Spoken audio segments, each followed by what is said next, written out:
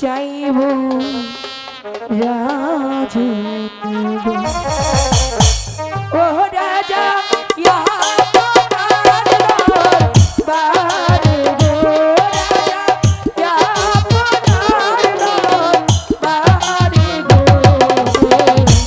কি ধর আমি চাইব রাজু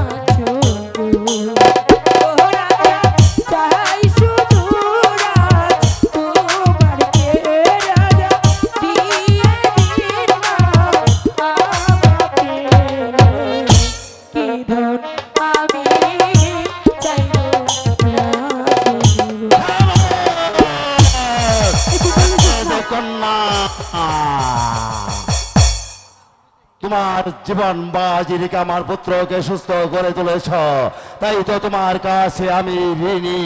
কিন্তু সেই ঋণের পরিমাণ এত বেশি নয়, আমার পুত্রকে দিয়ে সেই ঋণ শোধ করতে হবে।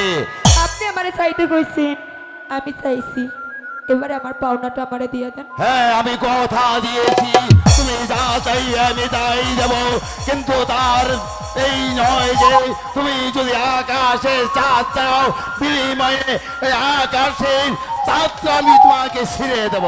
আমি তো আকাশের চাঁদ চাই নাই, আমি শুধু রাজকুমাররে চাইছি, রাজকুমাররা আমারে দিয়ে দেন, আমি চলে যাই। কন্যা, ভুলে যাও তুমি কার সম্মুখে দাঁড়িয়ে কথা বলেছ। বাদশাহ বঙ্গরাজের সম্মুখে দাঁড়িয়ে তুমি কথা বলছো, এমনকি মুখে মুখে তর্ক করছো। এখনো বলছি, তুমি ওই শাহজাদার কথা ভুলে অন্য কিছু চাও, আমি যাব। তাহলে কি ভাববো বঙ্গরাজ কথা দিয়ে আর কথার খিলাপ করে? কথা দিয়েছি তাই তো আমি তোমাকে দেব। প্রয়োজনে তুমি যদি বঙ্গরাজ্যের অর্ধাংশ তুমি দাও, তাও তোমাকে দেব, তবু শাহজাদাকে নয়। এখানে বলছি সময় আছে, তুমি অন্য কিছু চেয়ে নাও। যাব না। সে ব্রাহ্মণ হয়ে আকাশের চাঁদের দিকে হাত বাড়িয়েছে, সামান্য আগে বেদিনী কন্যা হয়ে শাহজাদা আনোয়ারকে যাচ্ছে। তোমার সাহস তো কম নয়। যাব না। চক্রান্ত চক্রান্ত জাহাবরা শাহজাদাকে যদি পায়, তাহলে শাহজাদার ধন সম্পদ ওই নৌকায় নিয়ে আমার উঠবে। ভাবতে অবাক লাগছে, তোমার মাথায় একটি হিংস্র প্রশ্ন, এই রাজ দরবারে কি করে থাকে?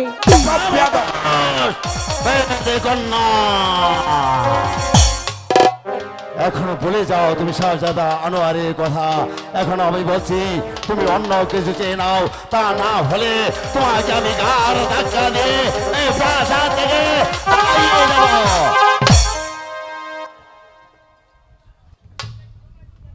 বেরিয়ে যাও। কেন কেন বেরিয়ে যাবে জাহাপনা? কেন বেদকন্যা দরবার থেকে বেরিয়ে যাবে? আপনি তো বেদকন্যাকে কথা দিয়েছিলেন, বেদকন্যা আপনার কাছে যা চাইবে তাই দিয়ে আপনি তাকে পুরস্কৃত করবেন। হ্যাঁ, আচ্ছা, আমি বেদকন্যাকে কথা দিয়েছি, সে যা চাইবে তাই আমি দেব। কিন্তু বেদকন্যা তার দান বাজ রেখে আমার একমাত্র পুত্রকে সুস্থ করে তুলেছে, তাই তো বেদকন্যার কাছে আমি ঋণী। কিন্তু সেই ঋণের পরিমাণ এত বেশি নয়, আমার পুত্রকে দিয়ে সেই ঋণ পরিশোধ করতে হবে। যাব না